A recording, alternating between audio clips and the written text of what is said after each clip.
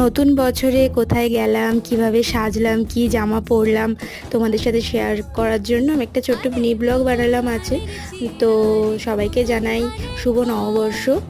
সেই আগের মতো তো আর নববর্ষে সেই হালখাতা বাড়িতে, আমাদের বাড়িতে মিষ্টি বানানো হতো, হালখাতা হতো, যেহেতু বাড়িতে দোকান আছে তো মিষ্টি বানানো থেকে শুরু করে হালখাতা, বাড়িতে লোক আসা যাওয়া, সেই জিনিসগুলো আমি খুব মিস করি এখন, যেগুলো আর হয় না। আর সাথে সাথে এখানে আমি যেহেতু গ্রামে থাকতাম তো এই জিনিসগুলো হতো, দেখতাম, কিন্তু শহরে আসার পরে সেই জিনিসটা যেন আস্তে আস্তে আমি হারিয়েই ফেলেছি। মানে এখানে আমি সেরকম ধরনের কিছু দেখতেই পাই না। রাস্তাঘাটে বেরোলে মনেই হয় না যে এটা একটা নতুন বছর বাঙালির। তো যাই হোক, আমি রেডি হয়ে একটু বেরিয়েছিলাম ভেড়ির দিকে। আমাদের এখানে ভেড়ি আছে, তো ভেড়ির দিকে গিয়ে কিছুক্ষণ থেকে আমি আবার রিটার্ন করি বাড়িতে। তো এইটুকুনি ছিল।